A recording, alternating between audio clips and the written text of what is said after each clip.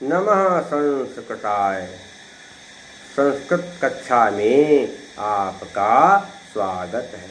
मैं प्रतीत Ram Verma, assistant professor, Shri Gandhi महाविद्यालय, सिधौली, सीता हूँ। आज मैं BA भाग 1 के अंतर्गत महाकवि कालिदास विरचित अभिज्ञान शाकुंतलम नाटक का तृतीय अंक पढ़ाने जा रहा हूँ। पिछले अंक में मैंने पढ़ाया था कि राजा शकुंतला के पास पहुँच गया। शकुंतला की सखियाँ भी वहाँ थी और फिर राजा की शकुंतला की सखियों से बातचीत होने लगी। और फिर शकुंतला की सखियों ने कहा कि महाराज, मेरी सखी आपके लिए परेशान है। राजा ने कहा इसीलिए तो मैं यहाँ आया हूँ। राजा ने कहा कि मैं आपकी सखी से विवाह करना चाहता हूँ। सखियों प्रियमदा ने कहा ये बात तो ठीक है, लेकिन पहले आप ये बताइए आपने पहले कितने विवाह किए हैं। राजा ने कहा पहले से मैंने एक विवाह किया है और पृथ्वी ही मेरी पत्नी है, उससे मैंने पहले ही विवाह किया है और अभी और कोई विवाह नहीं किया है। अब मैं दूसरा विवाह आपकी सखी से करना चाहता हूँ। प्रियमदा और उससे पसंद हो गई। कहा महाराज आप बहुत महान हैं, ये बात अगर है तो हम सब चाहती हैं कि आप जो है हमारी सखी को अपना लें, हमारी सखी के संग विवाह कर लें। इसके बाद अनसुईया और प्रियमदा वहाँ से चली गई और तब शकुंतला भी चलने की तैयार हुई। राजा ने उसे पकड़ लिया, कहा रुक जाओ, क्यों जा रही हो? अरे मैं तुमसे कुछ बातचीत तो कर लूँ।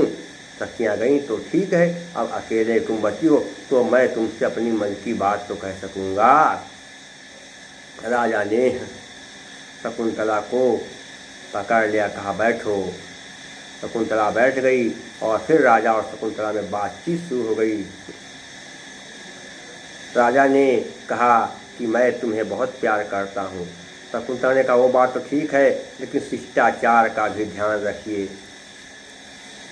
मैं भी कामदेव से परेशान हूँ, लेकिन अपनी भावनाओं को नियंत्रण में रखना मेरे लिए जरूरी है।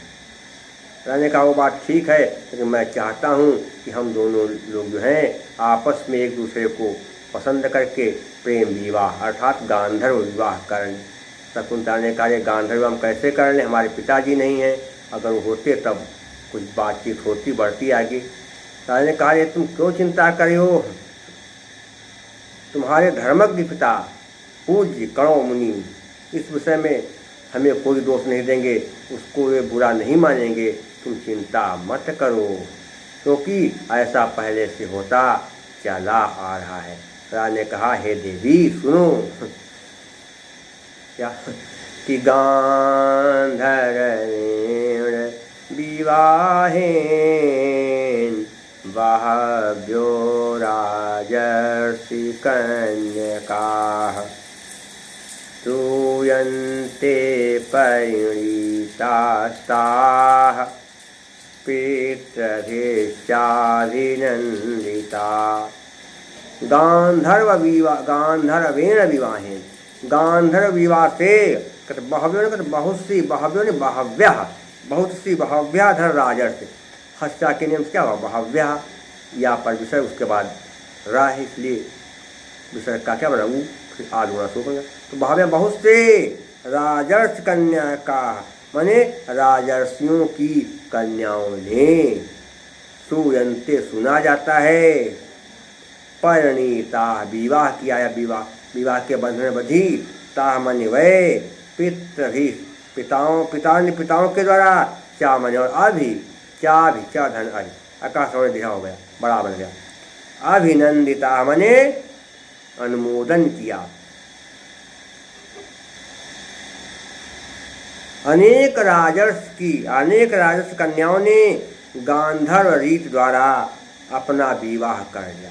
अनेक राजर्षि कन्याओं ने गांधर्व रीत द्वारा अपना विवाह कर लिया और बाद में उनके पिताओं ने, उनके पितृजनों ने उनके विवाह का अनुमोदन किया, अर्थात उसको समर्थन दिया, कहा कि विवाह जो किया ठीक किया है, ऐसा सुना जाता है।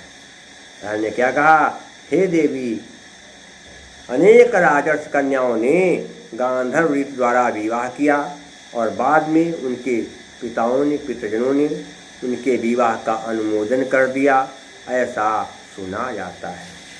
तो संधियाँ तो हमने बता दिया आपको। एक और देखिए कहा है परिणीतास्ता, परिणीतास्ता, परिणीतास विसर्ग के बाद क्या है? परिणीता धनता, परिणीता धनता, विसर्ग के बाद ता आया, इसलिए विसर्ग नियत के नियम से विसर्ग का स्थापन का बनेगा परिणीतास्ता।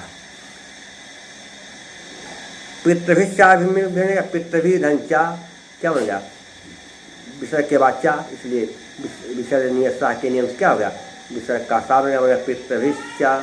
और इसके अलावा क्या होगा कि दंत सा के बाद चा है, इसलिए स्तो स्तुना स्तु के नियम से दंत सा का तालव्य दिशा बन गया पितृभिश्चाय। राजकन्या में क्या बनेगा? राजर्षीणाम राजर्षीणाम कन्यकाः, षष्ठी तत्पुरुष समास है। क्या है? षष्ठी तत्पुरुष समास हो गया। परिणीता में परि उपसर्ग है, निधात और टाकत और टाप दोनों प्रत्यय। परि नि धन कत घंटा, पर उपसर्ग निधात कत प्रत्यय और टाप प्रत्यय। और विवाह में क्या आता है? वह धात वहीं प्रत्यय। पितृ है लिखा, पितृ में क्या? पिता। पुल्लिंग शब्द के अंत में बड़ा की पुल्लिंग शब्द के अंत में बड़ा आ की मात्रा हो तो फिर त्रिच प्रत्यय होता है। क्या होता है? पुल्लिंग शब्द के अंत में बड़ा आ की मात्रा हो तो त्रिच प्रत्यय होता है। तो पिता में क्या है? त्रिच प्रत्यय है। अभिनंदिता में कत और टाप दोनों है। अब अलंकार कौन सा होगा देखा जाए। अप्रस्तुत प्रशंसा अलंकार, कुछ बातें प्रस्तुत हैं, कुछ अप्रस्तुत हैं। तो क्या हुआ? अप्रस्तुत प्रशंसा अलंकार। अप्रस्तुत प्रशंसा या सा सैव प्रस्तुताश्रया। और क्या है? अनुष्टुप छंद है। कौन सा? इस लोके षष्ठम गुरु गेयम सर्वत्र लघु पंचमं द्विचतुष्पादयोरहस्वं सप्तमं दीर्घमन्यो। जिस श्लोक के प्रत्येक चरण में 5वां अक्षर लघु, छठा गुरु होता है, और दूसरे और चौथे चरण में 7वां अक्षर ह्रस्व होता है, पहले और तीसरे चरण में 7वां अक्षर दीर्घ होता है, वहाँ अनुष्टुप छंद प्रसाद गुण वैदर्भी दीर्घ है। थोड़ा एक घटना आपको हम बताएं इसमें कौन सी।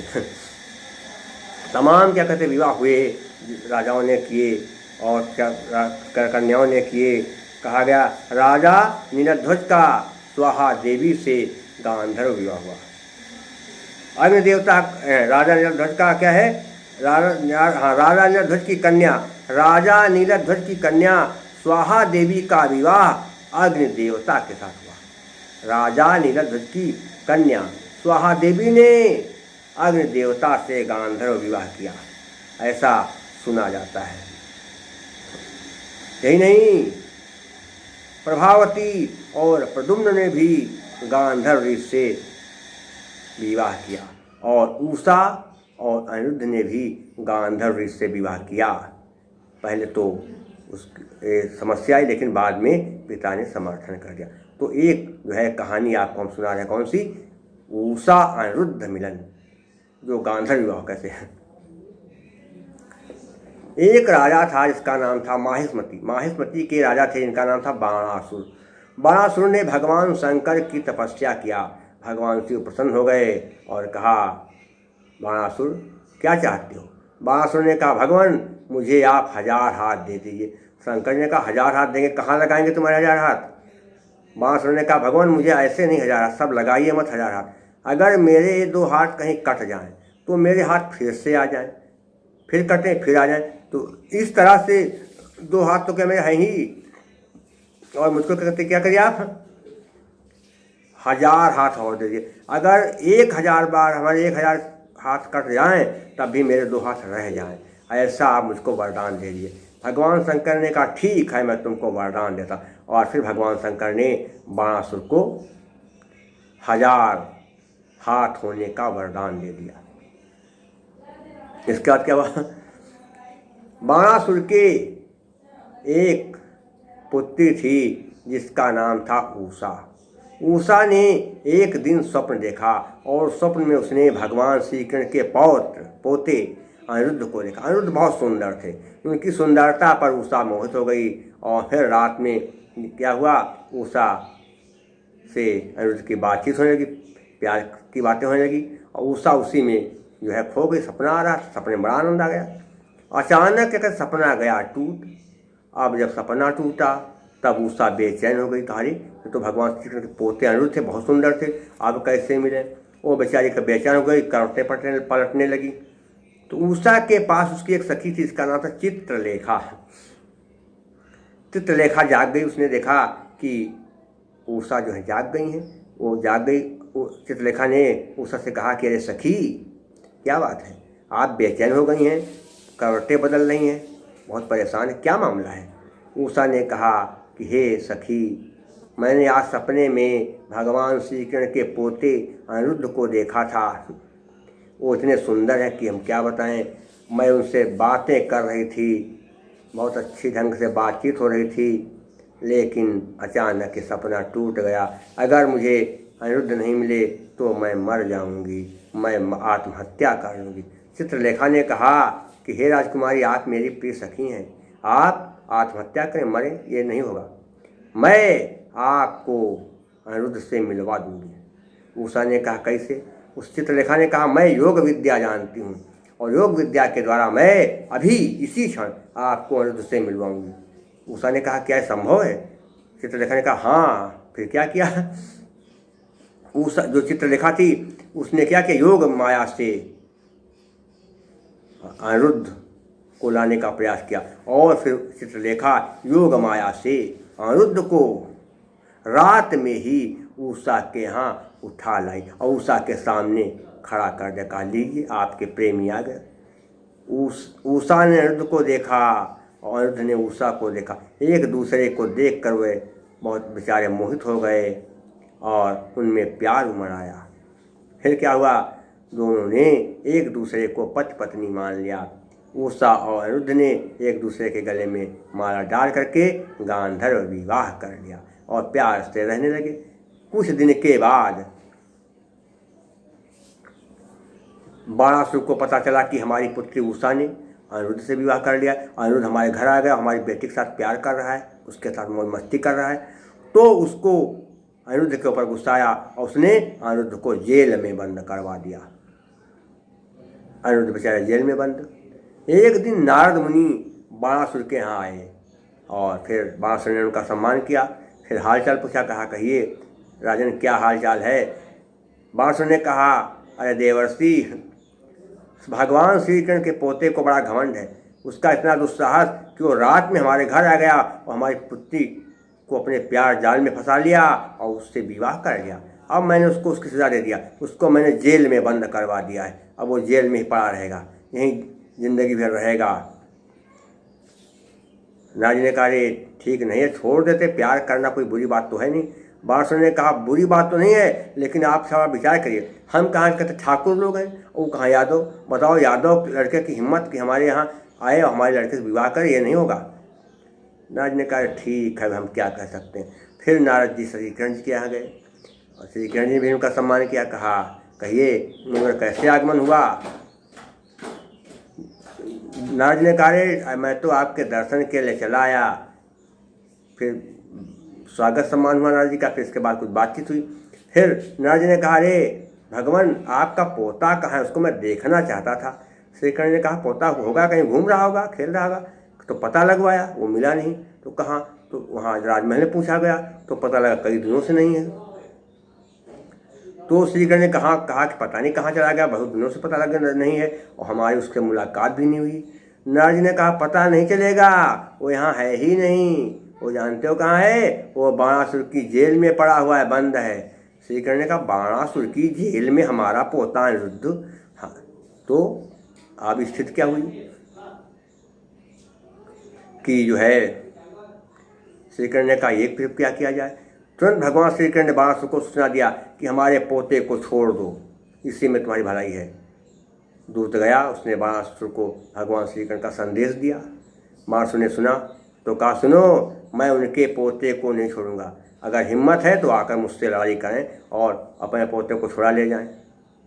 भगवान श्री कृष्ण ने जब बाणासुर की चेतावनी सुनी तो कहा ठीक है।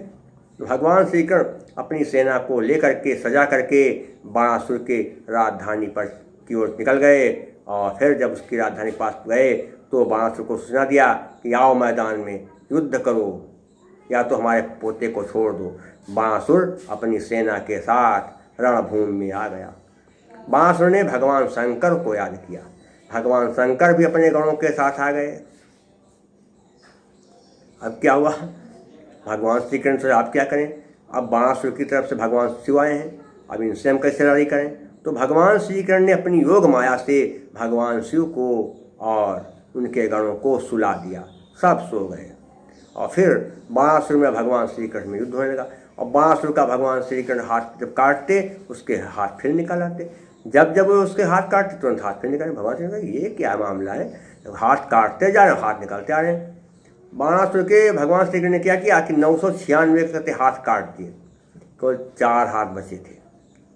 तब तक भगवान शंकर जाग गए, उन्होंने बाणासुर से कहा, अरे बाणासुर, तुम्हारे सब हाथ भगवान ने काट दिए हैं, केवल 4 हाथ बचे हैं, तुम क्यों जिद पर अड़े हो।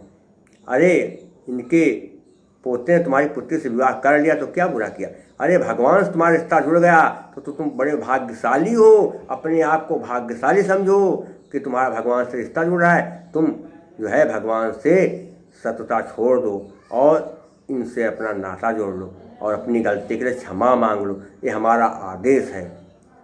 बाणासुर ने कहा, भगवान आपकी आज्ञा का पालन तो मैं जरूर करूँगा। ठीक है, भगवान श्री कृष्ण से उसने माफ़ी मांगी, और फिर भगवान श्री कृष्ण के पोते अनिरुद्ध को उसने जेल से रिहा कर दिया, आज़ाद कर दिया और उसका सम्मान किया, और फिर अनिरुद्ध को अपना दामाद स्वीकार कर लिया।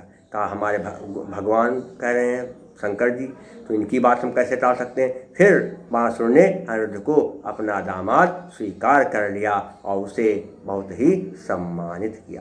तो ये है उषा और अनिरुद्ध के प्रेम विवाह की कथा।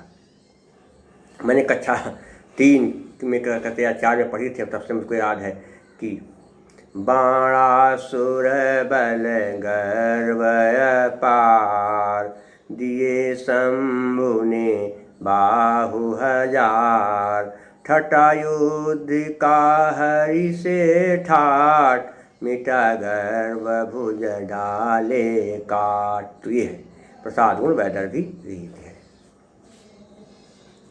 इसके बाद क्या हुआ, शकुंतला ने कहा, अच्छा ठीक है, अब मुझे छोड़ दो, मैं अब यहाँ से जाना चाहती हूँ। राजा ने कहा छोड़ दूंगा लेकिन एक शर्त है। शकुंतला ने कहा शर्त, कौन सी शर्त। राजा ने कहा सुनो शर्त क्या है। अपरिचित कोमल सीतावत, कुसुम सेवनवसि सटपदे, अधरसि पिपासता मया ते, सदयं सुंदरी गृहते रसो असि। अपरिचित कोमल, अछत एवं कोमल, जिनमें कोई दाग नहीं लगा, ऐसे कोमल अछत। यावत का जब तक, कुसुमस सेवने, कुसुमस फूल के समान, कहते नवस नव, तट पदेन, कहते क्या होगा कि भौरे के द्वारा, अधरस्य अधरों का, पिपासिता, पिपासता का क्या अर्थ होगा कि प्यासा, अधरों का प्यासा। अधर कहते निचले होठों को क्या कहते हैं, अधर, अधरों का प्यासा, मया मेरे द्वारा कहते तुम्हारे सदैव दया के साथ, सुंदर सुंदरी गृहते ग्रहण कर लिया जाएगा, रसो रस अस्त मनी, कहीं अधरों का रस जब तक ग्रहण नहीं कर लिया जाएगा तब तक ये संभव नहीं है। तो क्या हो जाएगा, देखो थोड़ा सा इसमें कहा। राजा ने कहा कि हे सुंदरी, जब भ्रमर के द्वारा, जब भ्रमर के द्वारा नए फूल रस के समान, हे सुंदरी, जब भंवरे के द्वारा नए फूल के रस के समान प्यासे मेरे द्वारा तुम्हारे अछत और कोमल अधरों का रस पान दया भाव से नहीं कर लिया जाएगा, तब तक मैं तुम्हें नहीं छोड़ूंगा। पूरा समझ ली क्या है कि हे सुंदरी, जैसे भंवरा फूल के नए रस का पान करता है, फूल के रस को चूसता है, वैसे ही मैं तुम्हारे कोमल अछत अधरों का चुंबन नहीं कर लूँगा, अधरों का दया के साथ, अधरों का दया के साथ चुंबन नहीं कर लूँगा, तब तक मैं तुम्हें नहीं छोड़ूंगा। जब मैं तुम्हारे अछत कोमल अधरों का दया के साथ, दया क्या होता है, दया के साथ कि बड़े आराम से चुंबन किया जाए। कुछ लोग क्या करते, चुंबन करते हैं तो काट लेते हैं गाल में, ओंठों में, तो काटना नहीं, बड़ा आराम से चुंबन लिया जाए कि कुछ जो है फर्क ना पड़े। ये होता है चुंबन अधरों का दया के साथ। और उसमें क्या करना है कि काटना नहीं है, काटने में तो नहीं माना जाता है, अधरों का दया के साथ चुंबन करना है। तो ये हो गया, तो क्या है, अधरों का दया के साथ चुंबन कर, तभी मैं तुमको यहाँ से छोड़ूंगा।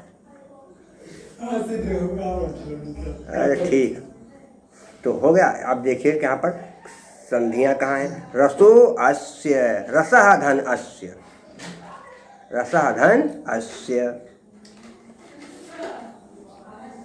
अतो प्रताप प्रत्यक्ष क्या है, रसः, वो विसर्ग का वो बना, फिर आदगुणा से वो का वो, और फिर ओ के बाद आ, इसलिए इंग पदांतर के आ का अवग्रह चिन्ह बन गया। और इसके अलावा क्या है देखना है, सत्यपदे सटानाम पदानाम समाहारः, कौन सा रंग ए रस है, तो समास द्विगु समास हो गया। सदयम दया सहितम तुल्योग बहुरी समास है। और प्रत्यय कहाँ, पिपास्ता में क्या होगा, पिपास्ता सत्य प्रत्यय है, पा धन सन धन सत्य प्रत्यय। और सुंदरी, सुंदरी होता है, अंगी प्रत्यय हो जाएगा।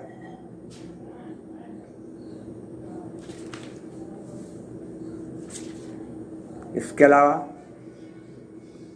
दया में अगर देखा जाए तो टाप प्रत्यय हो जाएगा, लेकिन दयम लिखा है इसलिए इसमें छोड़ देते, नहीं मानते। अलंकार कौन सा है, मैं तुम्हें कब छोड़ दूंगा, जब तुम्हारे अधरों का चुंबन कर लूंगा, तब कार्य कारण दो में इसलिए क्या है, हे तोरवाक्य पदार्थत्वे काव्यलिंगम निगद्यते, हे तोरवाक्य पदार्थत्वे काव्यलिंगम निगद्यते। और क्या है इसके अलावा, माल भारिणी छंद है। क्या होता है, विषमे सजा गुरु समे चेत सभराएन तु माल भारणीयम। माल भारिणी छंद, इसको नहीं याद करना, कोई विशेष नहीं है। तो ये हो गया माल भारिणी छंद है। इसके बाद क्या हुआ कि तब तक ये सब बातें हो रही थी, तब तक उधर से गौतमी आने लगी, गौतमी आ रही थी। शकुंतला ने कहा, उधर देखिए वो हमारी बुआ जी आ रही हैं, गौतमी आ रही हैं, आप थोड़ा यहाँ छिप जाइए, आप छिप जाइए, क्योंकि देख लेंगी तो सब जो है कुछ इधर उधर की बातें सोचेंगी, इसलिए आप छिप जाइए। राजा तुरंत वहाँ छिप गया।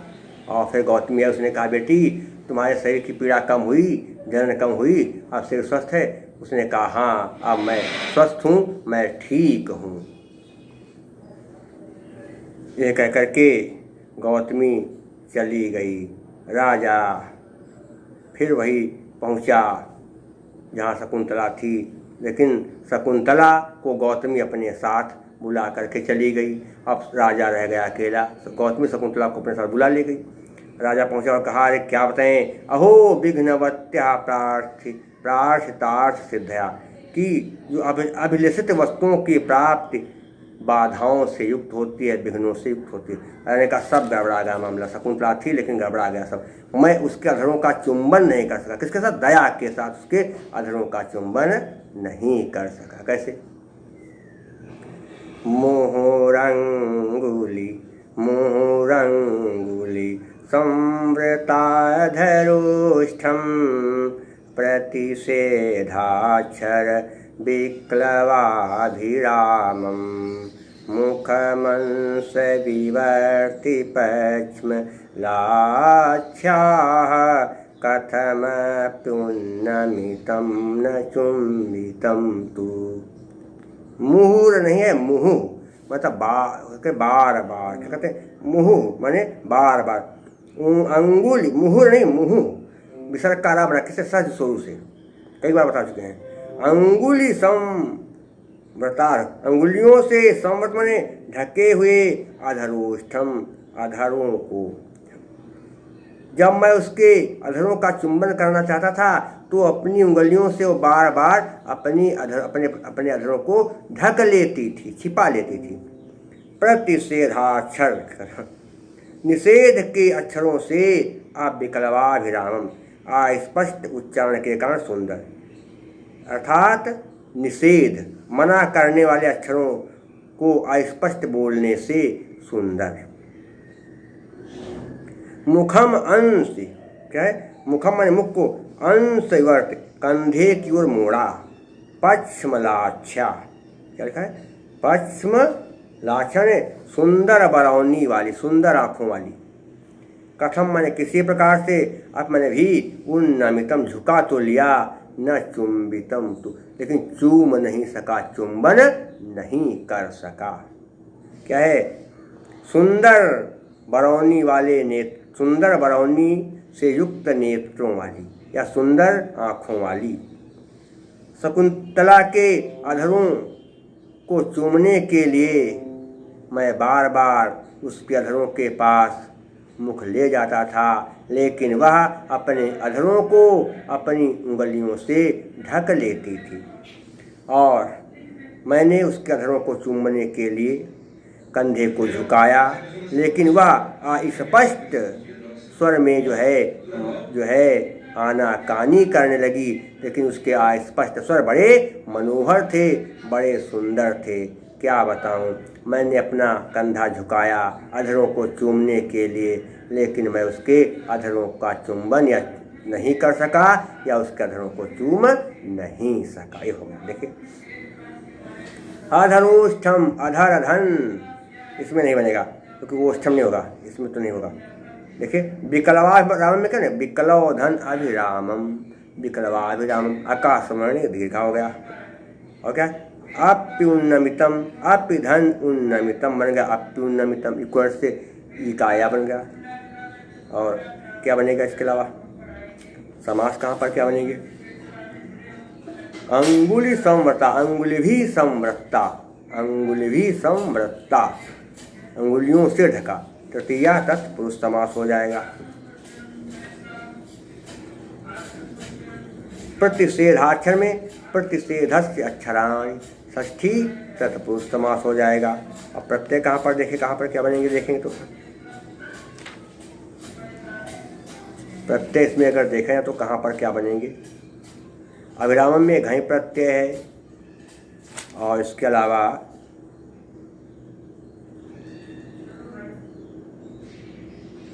संवृत्ता में कत और टाप दोनों प्रत्यय हैं। संवृत्ता में कत और टाप दोनों प्रत्यय हैं। अलंकार कौन सा हो जाएगा? देखा जाए तो अलंकार यहाँ कौन सा है? स्वाभाविक अलंकार है। अगर कोई किसी के पास कुछ जो है चुंबन करने के लिए जाए मुँह लेकर, अगर वो मना करना चाहे तो क्या कर ढकेगा अपने अंगों को, तो क्या होता है? स्वाभाविक अलंकार। स्वाभावोक्तिस्तु डिम्भादे स्वक्रियारूपवर्णनम,